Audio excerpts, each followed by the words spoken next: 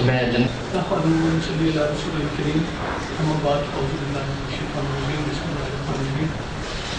انتہائی قابل احترام مہمان مکرم جناب سید لیاقت علی بن امین شاہ صاحب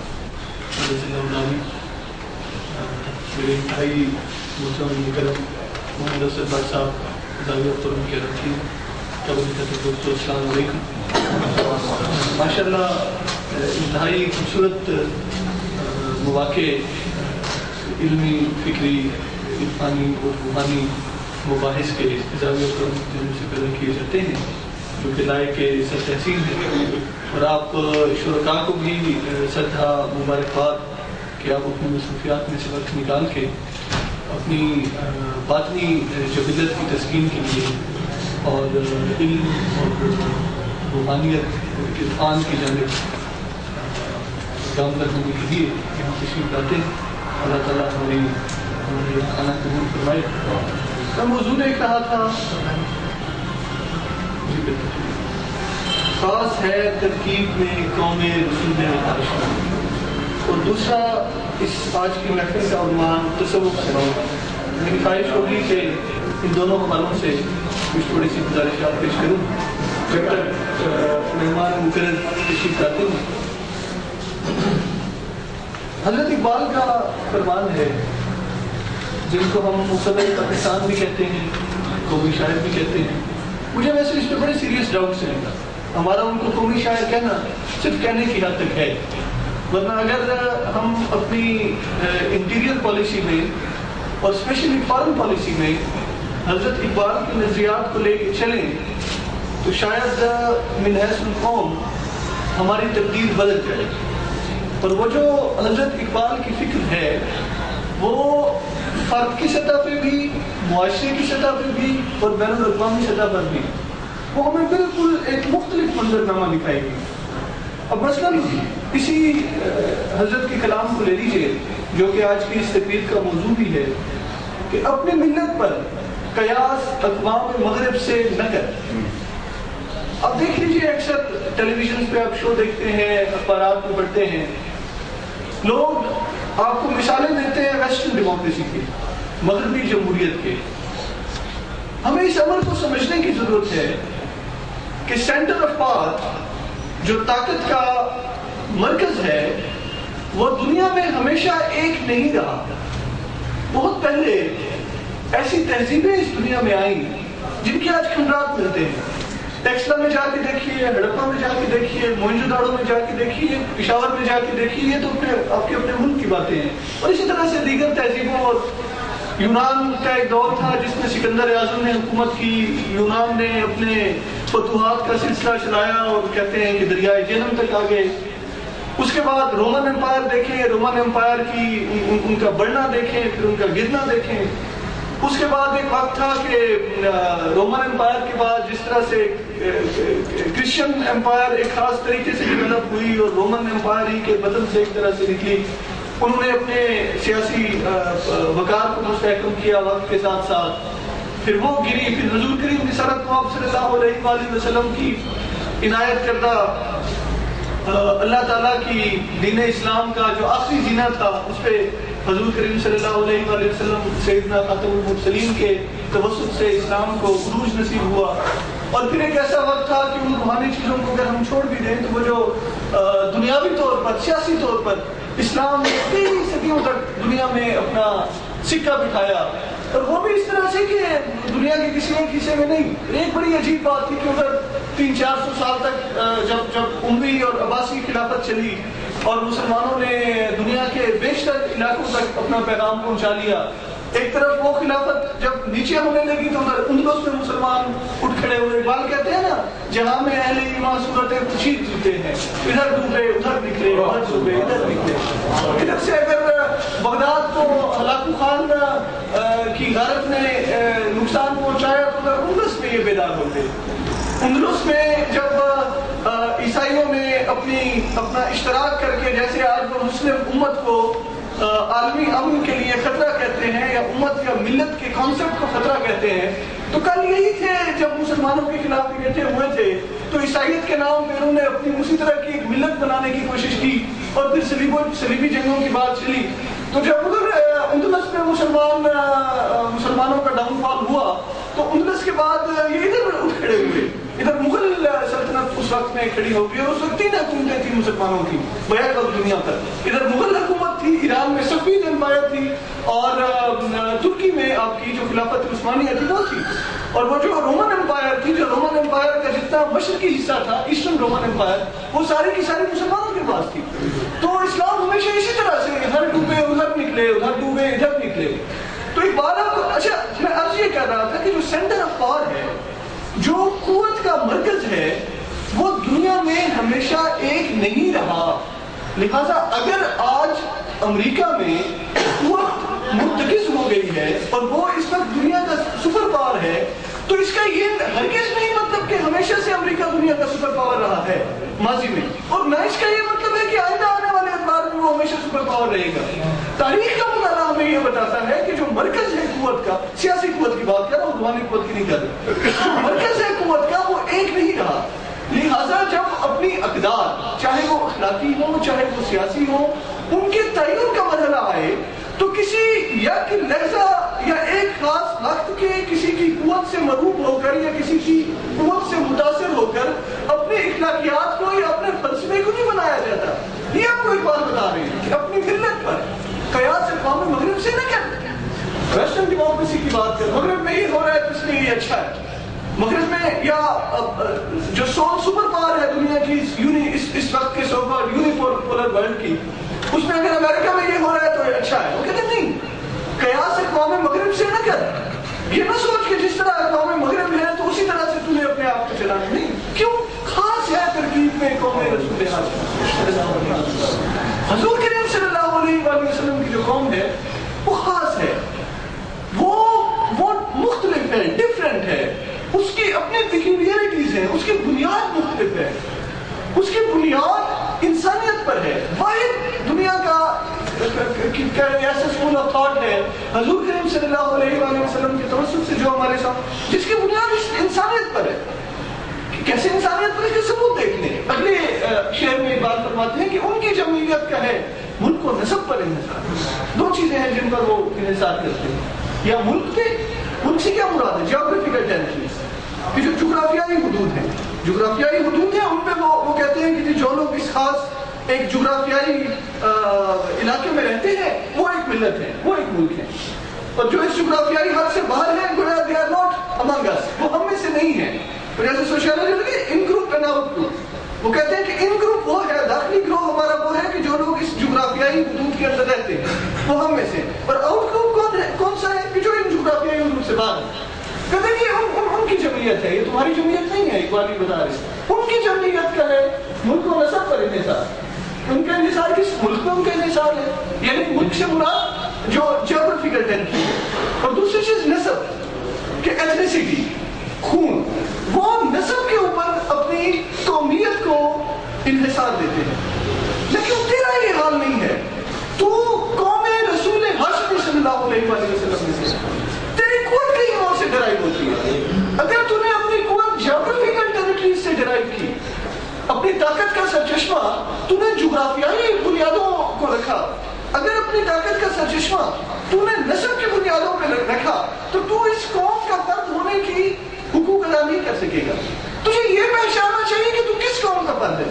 اب مسئلہ یہ ہے کہ ہمارے کورسز میں جو پولیٹیکل فلسفی پڑھائی جاتی ہے یا مارل فلسفی پڑھائی جاتی ہے, وہ اس میں مغرب کی تقلید کی جاتی ہے. کیوں تقلید کی جاتی ہے؟ اس لیے تقلید کی جاتی ہے کہ انہوں نے بڑی ترقی کر لی ہے.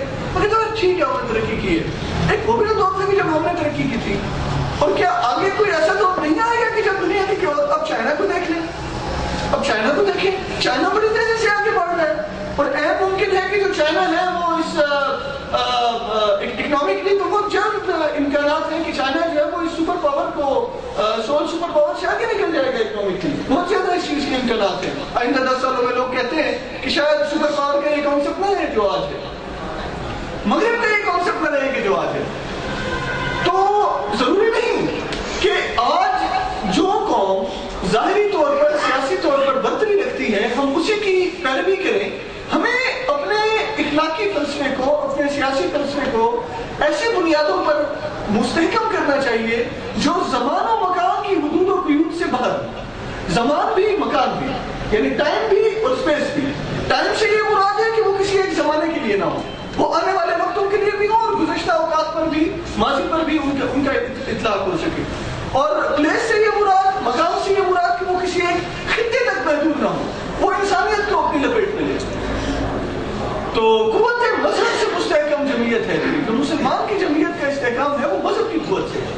اب دیکھیں نا، میں آپ کو ایک بات بتاتا ہوں، کہتے ہیں جب اسلام کے نام پہ کچھ ممالک اکٹھے ہوتے ہیں، کہتے ہیں دیکھیں جی مذہب کے نام پہ اکٹھے ہو رہے ہیں، تو یہ دین کے نام پہ اکٹھے ہو رہے ہیں، تو اس سے تعصب کی بو آتی ہے، اس سے تعصب کی بو آتی ہے۔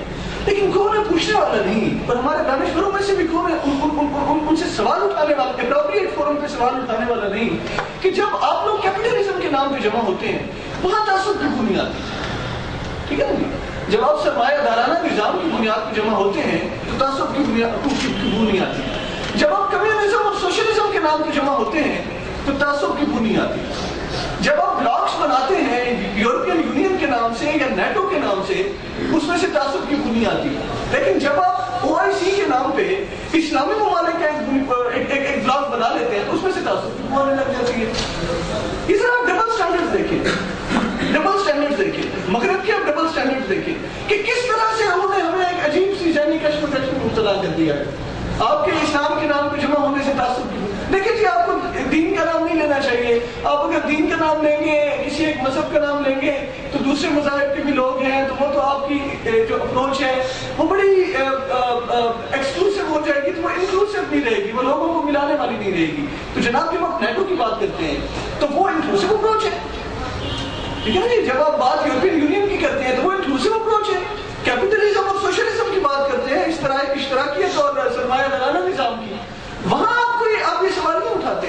تو یہ وہ دوہرے معیار ہیں، یہ وہ ڈبل سٹینڈرڈز ہیں کہ جن کے گورکھ دھندے میں ایک عجیب سی سازش کے تحت مسلمانوں کو پھنسایا گیا ہے، میں یہ سمجھتا ہوں۔ اور میں بڑے وثوق سے یہ بات، بڑے اطمینان کے ساتھ میں بات کر سکتا ہوں کہ اگر آپ کی نیٹو بنانا جائز ہے اور اس سے انسانیت پر کوئی حرف نہیں آتا اور یونائٹڈ نیشنز کی مشن پہ کوئی حرف نہیں آتا، اور اگر سوشلزم کے نام پہ اور کمیونزم کے نام پہ اور یورپین یونین کے نام پہ یا شنگھائی کوآپریشن آرگنائزیشن کے نام پہ اکٹھا ہونا انسانیت کے نام پہ کوئی اعتراض نہیں لے آتا، تو پھر اسلام کے نام پہ اکٹھے ہونا کیوں اعتراض لے آتا ہے؟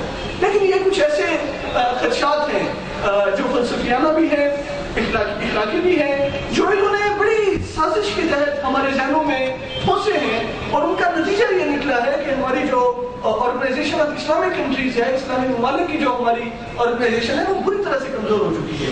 ان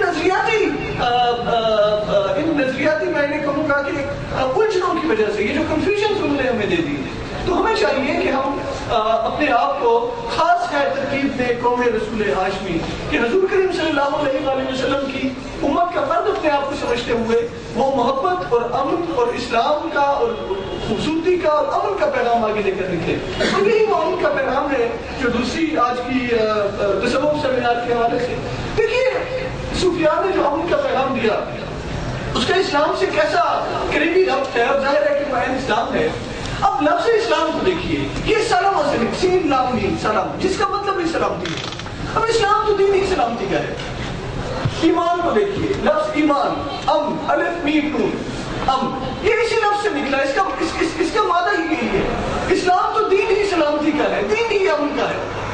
لیکن تو مومن جو حضور کریم صلی اللہ علیہ وآلہ وسلم کی آپ حیات مبارکہ دیکھیں، جگہ جگہ پہ آپ کو امن اور محبت اور اثار کے آپ کو نمونے ملیں گے۔ اور دیکھیے اللہ تعالیٰ کی شان، حضور کریم صلی اللہ علیہ وآلہ وسلم کی جو والدہ ماجدہ ہیں ان کا نام ہی آمنہ رضی اللہ تعالیٰ، امن والد۔ لیکن جو ایمان جو دین ہے اس کی بنیاد ہی ایمان پر رہتی ہے، اور ایمان کا معنی بھی امن سے ہے۔ حضور کریم صلی اللہ علیہ وآلہ وسلم کو جو دار مبارکہ آپ کی رضاعت فرماتے ہیں ان کا نام حلیمہ، حلیمہ کا معنی ہیل والے، ٹھیک ہے، امن والے، ہیل والے، سلامتی والے۔ یہ اصل اسلام ہے جو سلامتی ہے، جو امن ہے، اور کسی ایک انسان کے لیے نہیں، انسانیت کے لیے۔ اسلام جو ہے، جیسے میں نے پہلے آپ کو عرض کیا کہ یہ کوئی کسی نسل پر، جیسے کہ یہودی مذہب ہے ان کی بنیاد نسل پر ہے، یا ملک پر، یعنی جیوگرافیکل ٹیریٹریز پر، جس طرح کے جو کرسچن اکثر ٹیریٹریز ہیں وہ اپنے آپ کو ان جغرافیائی حدود کی بنیاد پر قومیت کا نام لیتی ہے، تو یہ دوسری آزاد ہے. اور شیخ سعدی کیا فرماتے ہیں؟ بنی آدم آزائے ابدی کرم. لیکن وہ یہ نہیں کہتے انسان کو بنی آدم آزائے ابدی کرم. جو بنی آدم ہے یہ تو ایک دوسرے کے اعضاء ہیں، جیسے جسم کے انسان کے اعضاء، ساری انسانیت کہ در آفرینش زیت کیوں کرم، کہ وہ اپنی پیدائش میں، اپنی آفرینش میں ان کا جو ایک ہے. اور انسانیت، انسان کی کیا شان ہے؟ انسان کیوں کہتے ہیں یہ شان ہے کہ حسنی بدردا اور روزگار. جب زمانے میں وہ جیسے ایک جسم کے حصے ہوتے ہیں، ایک حصے کو تکلیف ہو جو حسنی بدردا اور روز دیگر اس بہارا نہ مانت کرا، تو پھر دوسرے اعضاء ہیں ان کو خود بخود اس کی تکلیف ہونے لگتی ہے. اور یہ صرف مسلمانوں کے لیے نہیں ہے، یہ انسانیت کے لیے. اسلام کا تو پیغام ہی انسانیت کے لیے. حضور کریم صلی اللہ علیہ وسلم کی حیات مبارکہ دیکھیں تو ایک عورت ہے، آپ کو کنویں ڈالتی ہے، ایمانداری کے لیے چلے جاتے ہیں، شہر میں داخل ہو رہے ہیں، قافلہ رکا، ایک عورت آ رہی ہے، بڑی عمر کی ہے، بوڑھی ہے، اس کے ساتھ اس کی کشتی اٹھا کے اپنے سر پہ رکھ دیتے ہیں. اما تجھے تکلیف ہوگی، بوڑھی ہے. سارا راستہ وہ عورت گستاخی کرتی جاتی ہے کہ تو بڑا اچھا نوجوان ہے، تو یہاں ایک شخص ہے جس کا نام ہے محمد، تو نعوذ باللہ وہ تو مجنون ہے، وہ تو جادوگر ہے، کیا کرنا اس کے دھوکے میں نہ آ جانا. آپ کہتے ہیں جی خاموشی سے اس کے ساتھ وہ گٹری اٹھائے ہوئے چلے چلتے ہیں، اس کے گھر جاتے ہیں، گٹری اس کے حوالے کرتے ہیں، وہ سارا راستہ گستاخی کرتی جاتی ہے، گستاخی کرتی جاتی ہے. خاموشی سے گٹری اس کے گھر میں رکھتے ہیں، اور جب واپس جانے لگتی ہے تو وہ خاتون کہتی ہے بیٹا اپنا نام تو بتا دو، اپنا دعا تو دے سکتے. کہتے ہیں کہ ماں میرا نام محمد ہے. یہ ہے اصل دین. آپ کس چیز کو اسلام کہنے لگے ہیں؟ اسلام کس چیز کو کہنے لگے ہیں؟ لا الہ فی الدین. بارود کو دین کہنے لگے ہو، لباس کو دین کہنے لگے ہو. تکفیری، یہ جو تکفیری فیکٹریاں کھلی ہوئی ہیں آج کل، تم کافر ہو، تم کافر ہو، تم کافر ہو، تم کافر ہو. کبھی اپنے آپ کو بھی دیکھا ہے؟ سلطان لوگ کیا کرنا، ایک تکفیری فیکٹری ان لوگوں نے کھول رکھی ہے جن میں لوگوں کو کافر بنائے دیتے ہیں. اللہ کے پیاروں کا یہ وتیرہ تھا کہ کافروں کو مسلمان بناتے ہیں، ان کا یہ وتیرہ مسلمانوں کو کافر بناتے ہیں. چلنے کا اسلام کی دائرے سے دائرہ سے کھینچا ہوا مختصر جسے دیکھو نکلو اور اس کو قتل کر دو، اس کو قتل کر دو. ایک اور تکفیر بھی ہوتی ہے جو صوفیاء کرتے تھے. صوفیاء بھی کہتے تھے کہ بتائیں کس کو کہتے تھے کہ کافر ہے؟ اپنے گریبان میں جانتے ہیں. اور سلطان باہو فرماتے ہیں جو دم غافل سو دم کافر. ایک میرا جو سانس وہ نفس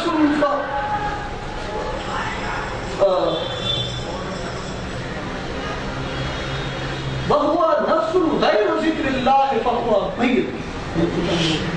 ایک سانس جو اللہ کے ذکر سے فارغ میرا چلا گیا، ضائع چلا گیا، وہ سانس نہیں تھا، وہ میت تھا، میت تھا. جو دم غافل سو دم کافر. سن مرشد سکھایا سنیا سخن گیا کھلت سچت مولا بلّہ کی تھی جان حوالے رب دے ایسا عشق کمایا مرن چھوڑ کے مر گئے بابو دام مطلب مرنے سے پہلے سلطان بابو ایک بار مقام پہ فرماتے ہیں فقیر میں ایک دفعہ موت آتی ہے کہ بار بار نہیں مرتا، ایک دفعہ موت. اس وقت موت آتی ہے جب وہ اپنے نفس کو اور اپنی حنا کو مار دیتے ہیں، جب اپنے نفس کو اس ایک حقیقت واحدہ میں فنا کر لیتے ہیں، اس کے بعد وہ موت سے باہر نکل جاتے ہیں.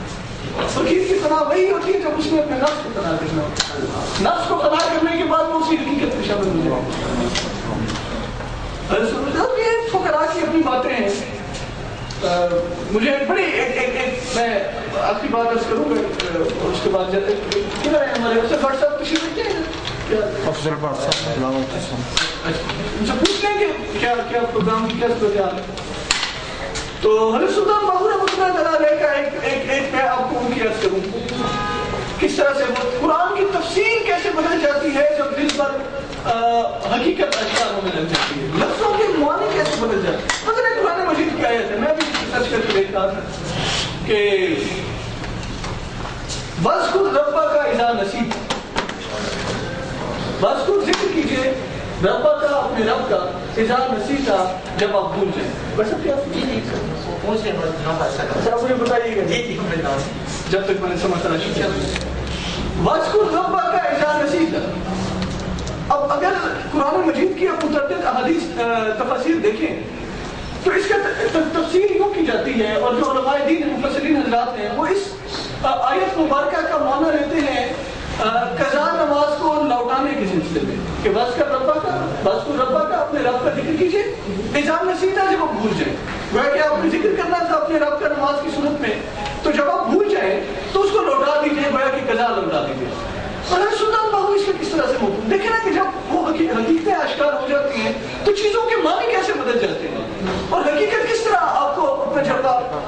کبھی ہے حقیقت منتظر نظر آنے بعد سے مجاز کہ ہزاروں سے تڑپ رہے ہیں غریب جبھی ندیاں, سامنے حقیقت نظر آنے لگے. کیا فرماتے ہیں, کہتے ہیں اس کا مفہوم کچھ اور بھی ہے. تم یہی سمجھنے لگے ہو کہ بس کر ربا کا اعلان نصیب تھا کہ رب کا ذکر کرو جب بھول جاؤ, کہ جب ذکر بھول جاؤ اور پھر جب یاد آ جائے تو وہ یہ ذکر نہیں, اس کا کچھ اور مطلب ہے. کیا مطلب ہے حضور؟ اس کا یہ مطلب ہے وذکر ربک کا, جیسے نماز کے لیے وضو کرنا شرط ہوتی ہے تو اللہ کے ذکر کے لیے بھی کوئی شرط ہے. کیا شرط ہے؟ اذا نسیتا, کہ جب تم دنیا و معاملات سب کچھ کو بھول جاؤ. وذکر ربک کا, ذکر کرو اپنے رب کا. اذا نسیتا, جب تم سب کچھ بھول جاؤ. گویا کہ جب تم اپنے پیمانہ باطن کو ساری آلائشوں سے اور سارے مغلظات سے پاک کر لو گے تو پھر کہیں جا کر تم اس قابل ہوگے کہ اس پیمانے میں اللہ کی محبت کو شامل کرو, اللہ تعالیٰ کا ذکر کرو.